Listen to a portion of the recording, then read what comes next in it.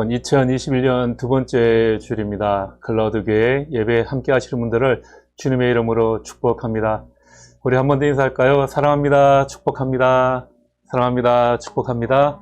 예, 옆에 같이 예배 드리는 가족분들 계시면 서로 축복하시면 좋겠습니다.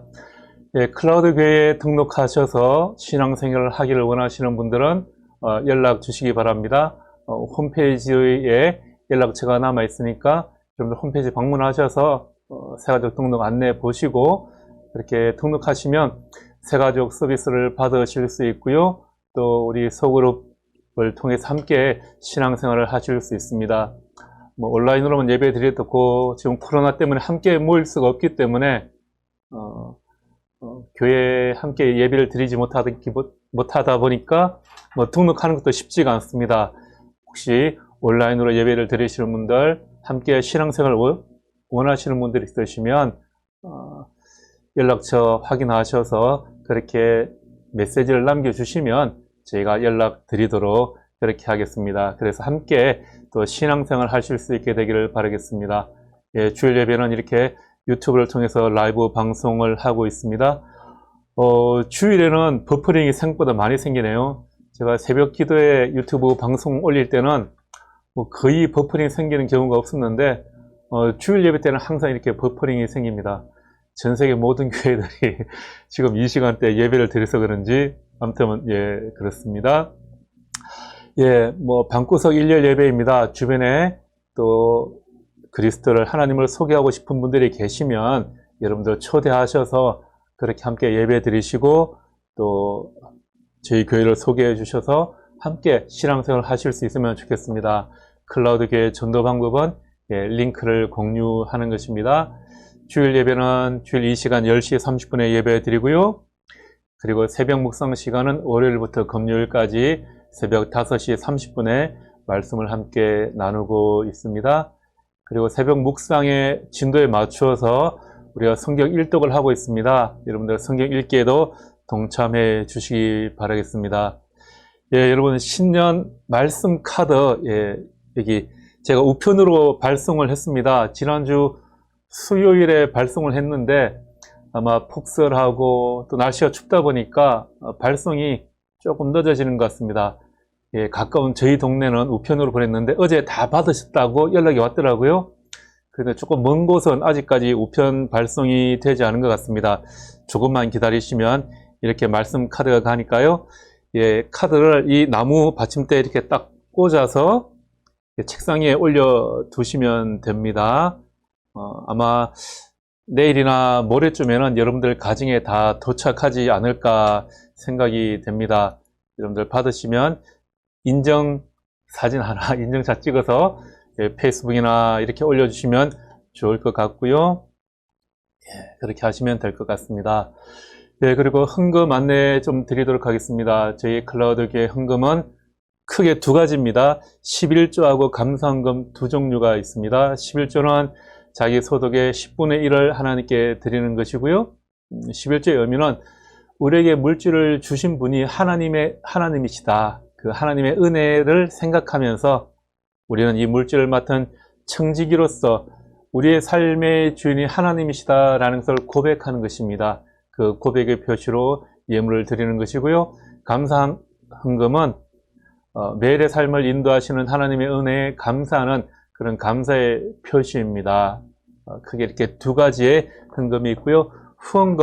후원금은 클라우드 교회에 이 사역을 위해서 후원하실 수 있습니다.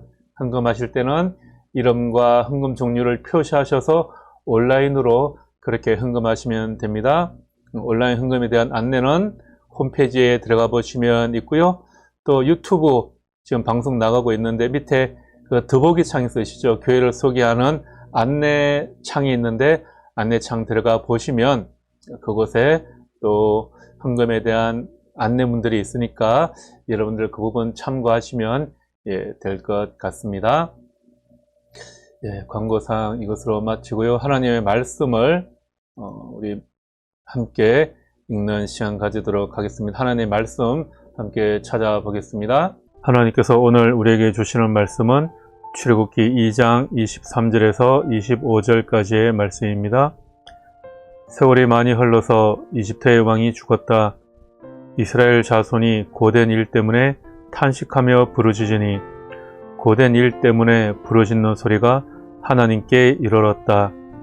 하나님이 그들의 탄식하는 소리를 들으시고 아브라함과 이삭과 야곱에게 세우신 언약을 기억하시고 이스라엘 자손의 종살이를 보시고 그들의 처지를 생각하셨다. 아멘.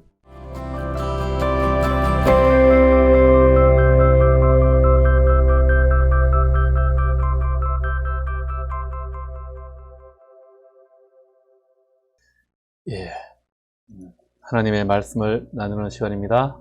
이번 추운 날씨에 건강하게 잘 지내고 계시죠? 날씨가 많이 춥습니다. 내일 월요일, 화요일까지는 많이 추울 것 같으니까 여러분들 건강 조심하시고요. 또 코로나 조금 잦아드는 것 같은데 그래도 여러분들 늘 건강 관리 잘 하시기 바라겠습니다. 우리가 계속해서 출애굽기의 말씀을 나누고 있습니다. 자녀들이 엄마를 부를 때 그 상황마다 목소리 톤이 다 조금씩은 다른 것 같아요. 또 엄마들은 자녀가 부르는 그 목소리의 톤만 듣고도 제가 지금 어떤 상황에 있는가 알고 대처를 하죠. 어떤 아이들은 단지 엄마에게 좀 주목을 받고 싶어서 자기 한번 봐달라고 그렇게 엄마하고 부르는 경우 있습니다. 이럴 때 엄마가 바쁘면 별로 관심을 안 가지는 것 같아요. 이럴 때는. 또 자녀들이 유치원이나 학교에서 상을 받아서 들어왔다. 그때 또 엄마를 부르는 목소리가 다르죠. 엄마 하고 굉장히 밝고 경쾌하게 엄마를 부릅니다. 뭔가 보여줄 게 있다. 그런 표시입니다. 이때는 자녀의 부름에 응답하기 위해서 또 함께 기쁨을 나눕니다. 또 뭔가 정말 필요하거나 사고를 당해서 엄마를 부를 때도 있습니다. 그럴 때는 아주 빠르고 큰 목소리로 엄마를 찾습니다. 엄마는 그 목소리를 듣고도 무슨 일이 생겼다라는 것을 알고 자녀에게 달려가게 됩니다. 주님께서 고난받는 자녀들이 주님을 찾을 때 우리 주님은 얼마나 빨리 그 부름에 응답을 하실까요? 주님은 자녀들의 온갖 종류의 부름을 다 듣고 또 다 알고 계십니다. 특히 공경에 처한 자에게는 시편 50편 15절 말씀에 이렇게 말씀하고 있습니다. 말씀을 같이 한번 읽어볼까요? 재난의 날에 나를 불러라. 내가 너를 구하여 줄 것이요 너는 나에게 영광을 돌리게 될 것이다. 아멘. 우리가 주님을 부르면 주님께서는 우리의 부름에 이렇게 응답하여 주십니다. 내가 너를 구하여 줄 것이다. 이렇게 말씀하고 계십니다. 출애굽기 1장의 시작은 이런 것이었죠. 우리가 지난주, 지지난주에 살펴봤죠. 야곱의 후손들이 자신들이 살고 있던 땅에 가뭄이 들자 이집트에 내려갔다가 그곳에서 이제 정착을 해서 살게 되었습니다. 그러나 시간이 지나면서 그들은 이집트에서 강제 노역을 하는 그런 노예의 신분이 되었습니다. 게다가 그들의 숫자가 막 늘어나니까 이집트 왕 바로는 그들을 더 혹독하게 이제 부려먹기 시작합니다. 일의 강도를 높이면 피곤하니까 아이들을 좀 적게 놓지 않을까 그런 생각을 했는지 일의 강도를 굉장히 높이게 됩니다. 벽돌을 만들고 성을 건설하는 일들을 하면서 그곳에 강제 동원을 하죠. 그러면서 매일 일의 강도를 갈수록 혹독하게 높여 나갔습니다. 그런데 이상하게도 이스라엘의 아이들은 줄지 않습니다. 그러자 바로왕이 어떻게 하죠? 태어나는 사내 아이들은 다 죽여버리라. 또 이것도 히브리 산파들에 의해서 좌절되니까 이번에는 태어나는 남자 아이들은 다 강물에 던져 죽여라. 그런 명령을 내렸습니다. 그리고 시간이 흐르고 흘러서 이 사내 아이를 죽이라고 명령한 그 바로 왕은 죽고 새로운 왕이 이제 세워지게 됩니다. 여러분, 새로운 왕이 세워지면 뭔가 좀 달라지려니 생각을 했는데 이 새로운 왕이 세워져도 그 노동의 강도는 전혀 줄어들지를 않았습니다. 여러분, 꼭 보면 그렇죠. 나쁜 놈의 자식들은 더 나쁜 짓을 많이 합니다. 그게 진리인 것 같아요. 오늘 본문 23절에 이렇게 말씀하고 있죠. 23절 말씀을 우리 같이 한번 읽어 볼까요? 이스라엘 자손이 고된 일 때문에 탄식하며 부르짖으니. 예, 그렇습니다, 여러분. 고된 일 때문에 탄식하며 부르짖었다. 이렇게 이야기하고 있습니다. 참을 수 없는 고통 가운데 지금 이 사람들이 처해 있는 것입니다. 우리 중에도 이스라엘 백성이 겪고 있는 것 같이 그렇게 격심한 어려움에 빠진 분들이 있는 것 같습니다. 요즘 뉴스를 보면 코로나로 인해서 어려운 상황에 부딪힌 분들이 참 너무 많이 있는 것 같습니다. 딱한 사정을 많이 접하게 됩니다. 때로는 지금 이렇게 예배를 드리고 있는 여러분들 가운데에서도 여러분 자신이 엄청난 고통과 고난을 견뎌내고 있는 그런 분들도 있는 것 같습니다. 그러면 우리가 어떻게 이러한 문제를 해결할 수 있겠습니까? 혹독한 상황이 닥쳤을 때 사람들은 보통 그들의 고민과 실망에 대처하기 위해서 자신의 감정에 빠지는 경우가 너무 많이 있습니다. 우리는 코로나라는 이 질병에서 지금 당장 벗어날 수는 없습니다. 지금 백신이 나오고 일부 국가에서는 백신 접종을 시작하기는 했습니다만 당장 이 코로나가 종식되는 건 아니죠. 영국에서는 보니까 코로나 변종 바이러스가 시작되었어요. 그래서 코로나 백신 접종을 제일 먼저 시작했는데도 하루에 6만 명씩 그렇게 확진자들이 나오고 있습니다. 미국에서도 마찬가지죠. 하루에 몇만 명의 확진자가 나오고 있는 그런 최악의 상황을 맞이하고 있습니다. 무인도에 들어가서 혼자 살거나 집 밖을 나가지 않으면 괜찮습니다. 그런 면에서 저희 집은 코로나로부터 가장 안전한 가정인 것 같습니다. 저희 집 세 식구는 집 밖을 나가는 경우가 거의 없어요. 가장 안전한 코로나 청정 지역이 지금 저희 가정입니다. 방구석 1일 예배 때 제가 말씀드렸던 내용인데요. 영어로 질병이 디지즈잖아요. 경상도 사투리 하면 뒤졌어. 예, 죄송합니다. 너무 말도 안 되는 유머를. 여러분들 이 단어를 분석해 보면 어떻게 된다고 그랬죠? 이 단어를 분석해 보면 this와 is의 합성어입니다. 이 this라는 게 뭡니까? this는 접두사로서 반대 부정을 나타내는 그런 접두사니까 평안하지 않은 상태가 바로 질병이라고 제가 방구석 1일 예배 때 그렇게 말씀을 드렸습니다. 우리의 외부에서 오는 전염병이라는 것을 막을 수는 없지만, 그 질병을 막을 수는 없지만, 이 전염병으로부터, 이 질병으로부터 우리의 마음의 평안함이 깨지는 것은 피할 수 있다. 그렇게 말씀드렸죠. 우리 인생의 광야, 시련의 시기가 찾아오는 것을 피할 수는 없습니다. 누구에게나 언젠가는 다 찾아오는 거죠.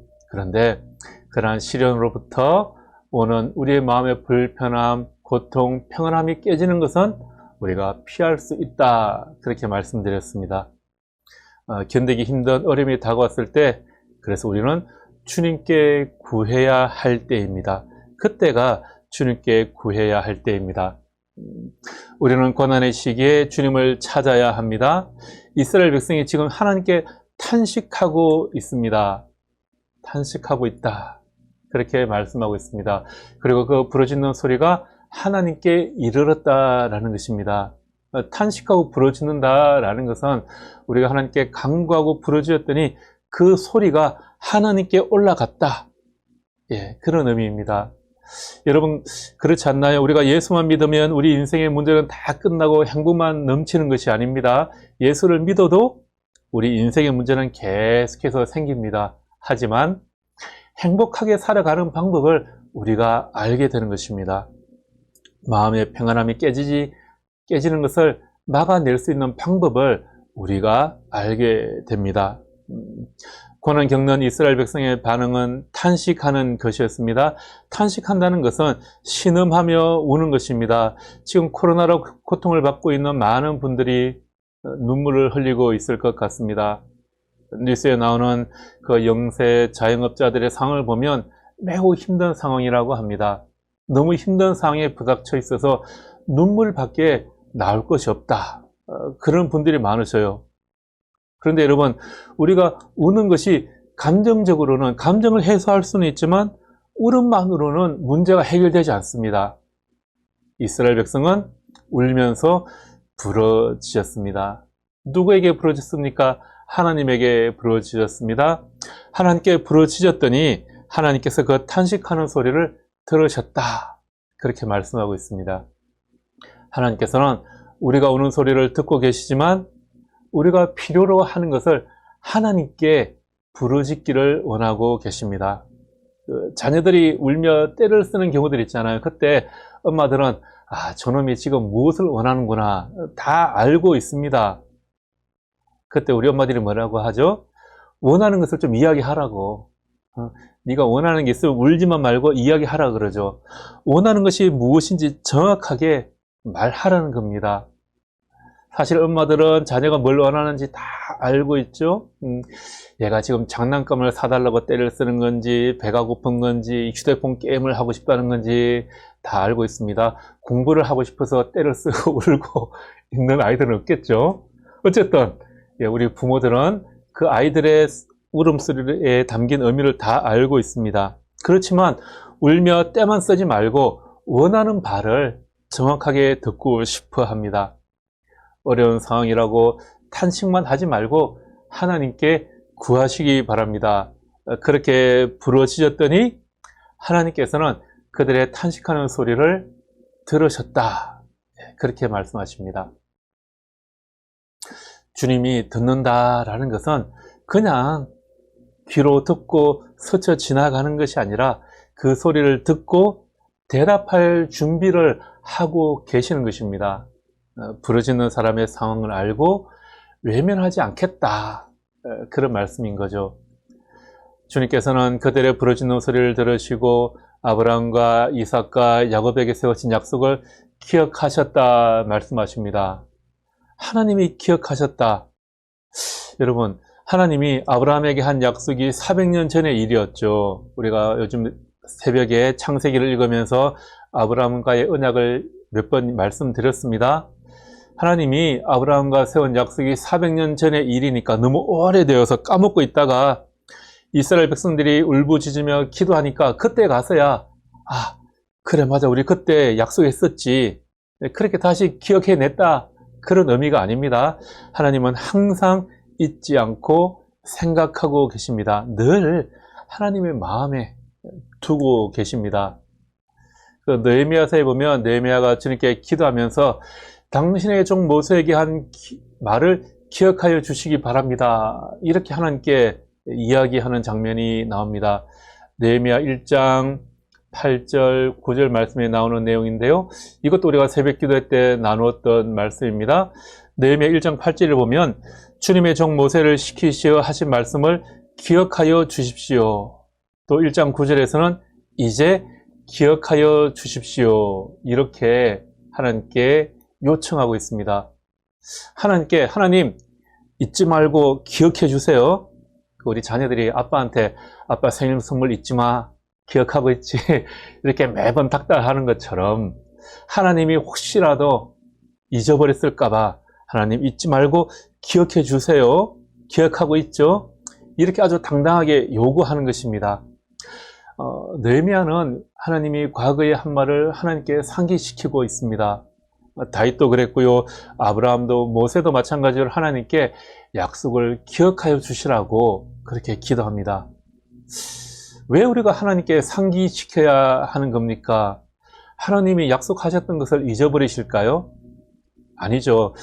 그럴 리가 없습니다. 우리 아빠들은 자녀에게 했던 약속을 참 잘 잊어버리지만 우리 하나님은 절대 잊지 않으십니다.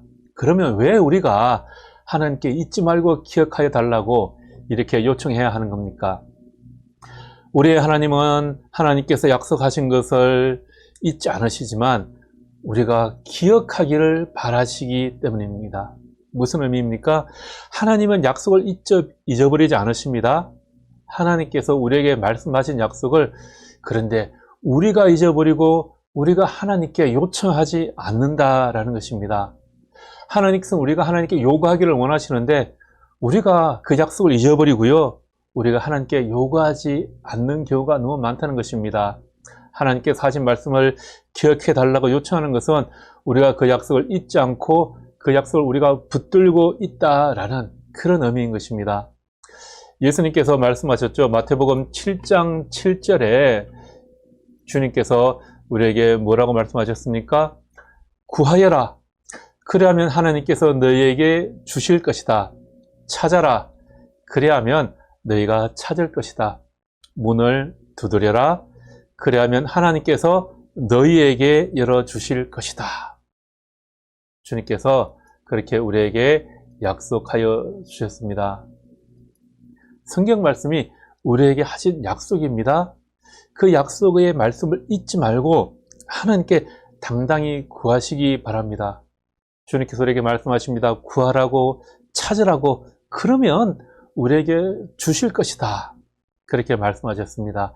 이 약속의 말씀을 믿고 당당하게 하나님께 여러분들의 필요를 구하시기 바랍니다. 우리가 아침 묵상 시간에 지금 계속해서 창세기의 말씀을 나누고 있습니다. 하나님께서 아브라함에게 약속을 하시고 다시 그 약속에 대한 언약식을 하는 장면을 우리가 창세기 15장에서 함께 찾아보았습니다. 하나님께서 아브라함에게 가나안 땅과 아들을 주셔서 자손이 번성하게 할 것이다. 그렇게 약속하여 주셨죠. 그런데 이것이 믿었지 않았던 아브라함이 하나님에게 요청을 합니다. 하나님, 제가 그 땅을 차지하게 될 것을 제가 어떻게 할 수가 있습니까? 뭐 좀 보증서라도 써주시든지 약정서, 뭐 범증서라도 좀 써주십시오. 그렇게 하나님께 요청을 하고 있죠. 그래서 하나님께서 아브라함과 그 약속을 지키시겠다는 의미로 언약식을 준비하게 하셨습니다. 아브라함이 하나님께 명령받은 대로 그 모든 준비를 다 했죠. 그런데 하나님께서 뭐라고 말씀하셨습니까? 아브라함에게 하시는 이야기가 그거였죠. 내가 너에게 가나안 땅을 주기는 줄 터인데 지금은 아니다. 400년 후에나 너희 자손이 이 땅을 차지하게 될 거야. 그리고 그동안 너희 자손은 그 땅에 내려가서 이집트 땅에서 종살이를 하게 될 것이다. 그렇게 말씀을 하십니다. 이걸 좀 쉽게 비유하자면 이렇죠. 하나님께서 여러분들에게 새 집을 한 채 주시겠다고 약속하셨습니다. 그래서 지금 살고 있는 집을 나와라. 그럼 내가 새 집을 예비해 두었으니까 그곳에 들어가서 살게 될 거야. 그렇게 말씀하십니다. 하나님의 약속을 믿고 지금 살고 있던 집을 다 팔아버리고 새 집으로 이사갈 준비를 다 마쳤습니다. 자, 그런데 말도 안 되는 일이 벌어지고 있는 거죠. 이사 준비를 다 하고 새 집에 들어가기 전에 계약서의 내용을 확인했는데, 자, 새 집은 앞으로 400년 후에는 네가 들어가 살 수 있다. 그리고 400년 동안은 이 소유가 실질적으로 네 소유가 아니야. 그리고 400년 동안에는 그곳에 가 살 수도 없어. 400년 후에 너희의 자손이 들어가 살게 될 것이다. 뭐 400년이 아니라 아파트 새로 분양받고 4년 후에 들어가라 그래도 난리가 날 거잖아요. 그렇게 계약서에 아주 깨알같이 보지도 않게 적혀 있는 겁니다. 그러면 당장 계약서를 파기해야 되는데 들어갈 집도 없습니다. 그리고 그 약속이 이루어지는 것이 출애굽기 우리가 지금 읽고 있는 지금 이 이야기로 이제 넘어오게 되는 겁니다. 자, 여러분, 드디어 하나님께서 400년이 넘게 종살이를 하는 이스라엘 백성들을 이집트에서 구해내실 준비를 하게 하십니다. 400년 전에 아브라함에게 약속하신 그 가나안 땅, 그 땅에 들어가게 하실 준비를 하고 계십니다. 우리에게 중요한 것은 하나님께서 우리에게 하신 약속이 뭐냐, 이거냐 저거냐, 언제 이 약속이 이루어질 것이냐 하는 것이 아니라 그 약속을 하신 분이 누구시냐 하는 것입니다. 여러분이 누군가에게 선물을 주는데 그 선물을 받는 사람이 선물의 내용에는 관심이 없고 선물에만 관심을 가신다면 여러분들 얼마나 그 배신감을 느끼겠습니까? 그 아이들이 정말로 원하는 선물이 있는데 울며 불며 떼쓰고 버텨서 선물을 사주면 어떻게 되나요?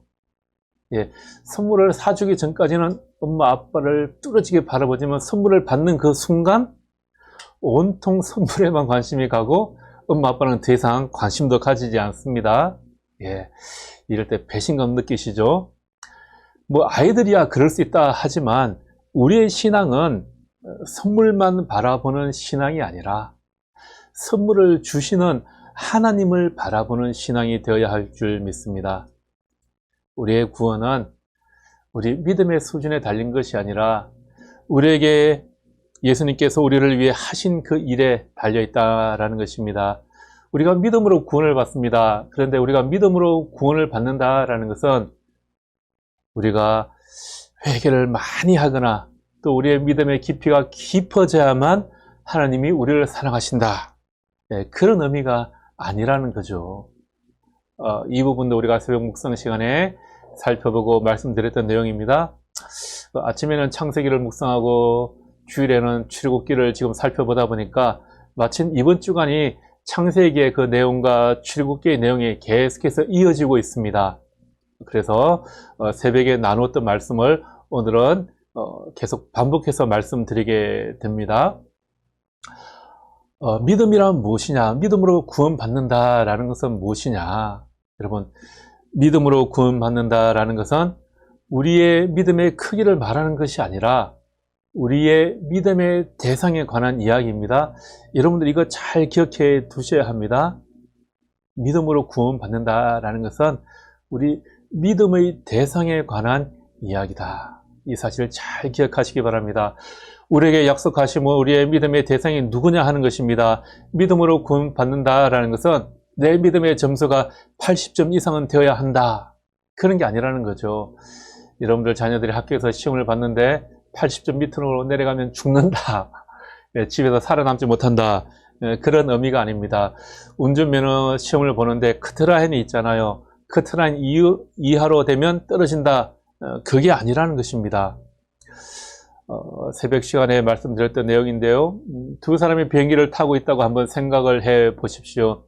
한 사람은 비행기를 조정하는 기장, 그리고 승무원에 대한 신뢰가 전혀 없습니다. 그러다 보니 비행기와 기장에 대한 두려움과 의심만이 가득 차 있습니다. 또 다른 한 사람은 비행기와 조종사를 아주 굳건하게 신뢰를 하고 있습니다. 두 사람이 모두가 다 비행기에 오르고 목적지까지 비행기가 날아가게 되죠. 비행기는 아주 안전하게 목적지에 도착을 하게 되고 비행기에서 내립니다. 여러분, 한 사람은 비행기에 대해서 아주 신뢰를 하는 마음으로 편안하게 목적지까지 왔습니다. 그렇지만 이 비행기와 조종사를 신뢰하지 않은 이 사람은 어떻습니까? 목적지에 안전하게 도착을 했습니까? 도착하지 못했습니까? 아주 안전하게 도착을 했습니다. 그러나 비행하고 오는 내내 마음이 불안했겠죠. 여러분, 이 두 사람은 목적지에 모두 아무 탈 없이 안전하게 도착을 했습니다. 여러분, 그렇게 도착한 것이 그들의 믿음 때문입니까? 그들의 믿음의 크기와는 전혀 상관없이 믿음의 대상인 비행기와 조종사 때문에 그들이 아주 안전하게 도착을 한 것입니다. 우리의 믿음은 하나님의 은혜와 예수님 안에서 그분을 신뢰하겠다는 의지의 행동입니다. 여러분은 믿음으로 구원받은 사람들입니다. 아직 예수님을 알지 못하는 분들이 계시다면 예수님을 그렇게 신뢰하시기 바랍니다. 그 믿음 안에 있으면 주님께서 여러분을 안전한 목적지까지 인도하실 것입니다. 여러분들이 불안해하는 것과 상관없이 비행기는 목적지에 안전하게 도착할 것입니다.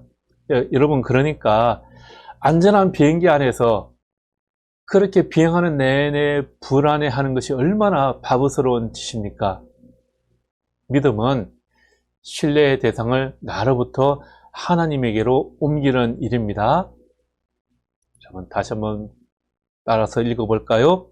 믿음은 신뢰의 대상을 나 자신으로부터 하나님께로 옮기는 일입니다. 여러분, 이 사실도 잘 기억하시기 바랍니다. 그렇게 우리의 부르짖음을 듣고 기억하시는 주님은 이스라엘 백성들의 처지를 보시고 또 그들을 생각하셨다 말씀하십니다. 25절 말씀입니다. 25절 말씀 읽어보겠습니다. 이스라엘 자손의 종살이를 보시고 그들의 처지를 생각하셨다. 여러분들에게 두 개의 단어가 나오죠? 종살이를 보시고 생각하셨다. 여러분, 본다라는 것은 다 알고 있다는 것입니다. 또 생각한다는 것은 무엇입니까? 그 사람에 대해서, 그 대상에 대해서 곰곰이 집중한다는 거죠. 생각한다는 것은 목표를 이루는 방법을 찾으려고 최선을 다하는 우리의 정신 활동이 그 한 가지에 집중하고 있는 겁니다. 그 일을 해결하기 위해서 그 일에만 집중하는 것, 그것이 여러분 생각하는 것입니다. 하나님이 보시고 생각하셨다. 하나님이 생각하셨다. 하나님이 지금 여러분들을 생각하고 계십니다. 여러분들의 처지가 어떤지를 보시고 여러분들의 그 환경, 여러분들의 그 문제를 풀어주기 위해서 어떤 방법이 제일 좋은지 하나님께서 지금 곰곰이 생각하고 그 해결 방법을 찾고 계십니다. 하나님의 관심의 초점이 여러분 한 사람 한 사람을 향하고 계시다는 것입니다. 그리고 그 기도에 응답하시기 위해서 지금 최고의 방법을 찾고 계십니다. 우리가 생각하는 최고의 방법이 아니라 하나님이 생각하시는 우리를 향한 최고의 방법을 지금 하나님께서는 준비하고 계시는 줄 믿습니다. 또 하나님이 보시고 생각하셨다라는 것은 하나님이 알고 계셨다라는 그런 의미입니다. 하나님이 아셨다. 하나님은 이미 다 알고 계십니다. 이스라엘 백성들의 처지를 다 알고 계시죠. 하나님은 우리 한 사람 한 사람의 고통을 다 알고 계십니다. 주님은 여러분들에게 일어나는 일과 그것이 여러분들에게 어떤 영향을 미치는지를 다 보고 알고 계십니다. 주님은 이스라엘 백성이 노예 생활을 하면서 강제 노역을 하는 것을 다 보고 계셨습니다. 매일 강제 노동으로 그들이 억압당하며 도시 건설을 하는 일에 끌려다니는 것을 보고 알고 계셨습니다. 이스라엘 백성들이 온갖 고된 일로 그들을 괴롭히는 것을 보고 계셨습니다. 그들이 얼마나 힘든 상황 가운데에서 고통을 받고 있는지를 하나님께서는 이미 다 알고 계셨습니다. 하나님이 아신다. 우리 주님은 여러분들의 지금 현실과 여러분들의 삶의 처지를 다 알고 계십니다. 이런 말을 들으면 우리가 늘 하는 질문이 있죠. 그런데 왜 이렇게 오래 기다려야 합니까? 우리의 삶의 환경과 삶의 처지와 고난과 고통 가운데 있는 것을 다 아시는 하나님이 그런데 왜 이렇게 오래 기다리게 하십니까? 그런 질문을 하게 되죠. 피투성이고 땀이 나고 눈물이 나고 고통스러운 노예 생활을 하면서 하나님이 나를 잊은 것은 아닐까 생각할 수 있습니다. 하나님이 아무 일도 하지 않는 것처럼 보일 수도 있습니다. 이스라엘 백성은 이집트에서 400년간이나 노예 생활을 하면서 기다려야 했습니다. 창세기 15장에서 하나님은 아브라함에게 미리 말씀하셨습니다. 창세기 15장 13절 14절 말씀인데요. 창세기 15장 13절 14절 말씀을 우리가 찾아서 함께 읽어보겠습니다. 주님께서 아브라함에게 말씀하셨다. 너는 똑똑히 알고 있거라. 너희 자손이 다른 나라에서 나그네 살이를 하다가 마침내 종이 되어서 400년 동안 괴로움을 받을 것이다. 그러나 너의 자손을 종살이하게 한 그 나라를 내가 반드시 벌할 것이며 그 다음에 너의 자손이 재물을 많이 가지고 나올 것이다. 아멘. 여러분들의 고통에는 목적이 있습니다. 아직 그 이유가 무엇인지 모르지만 언젠가는 알게 될 것입니다. 우리가 많은 어려움을 당하게 되죠. 그런데 그것이 지금은 알기 힘들지만 언젠가 때가 되면 우리가 다 알게 됩니다. 여러분들의 고통에는 하나님의 시간표, 하나님의 타임라인이 있습니다. 아직 그것이 무엇인지 우리가 모르기 때문에 너무 길어 보일 것입니다. 그러나 언젠가는 이해하게 될 것입니다. 그 고통을 겪는 기간에 해야 할 것은 하나님을 신뢰하며 그 어려움을 잘 견뎌내는 것입니다. 하나님께서 아브라함에게 하신 약속을 400년 후에 이루어 주셨습니다. 그리고 자손들은 400년 동안 이집트에서 종살이를 견뎌내야 했습니다. 지난 크리스마스 설교 때 말씀드렸죠. 하나님의 시간표는 우리의 시간표와 다를 수 있다고 말씀드렸습니다. 하나님은 절대 서두르지 않으시지만 또 늦지도 않으십니다. 우리의 삶의 형편에 가장 적절한 때 하나님께서는 응답해 주십니다. 여러분들의 문제를 해결해 주십니다.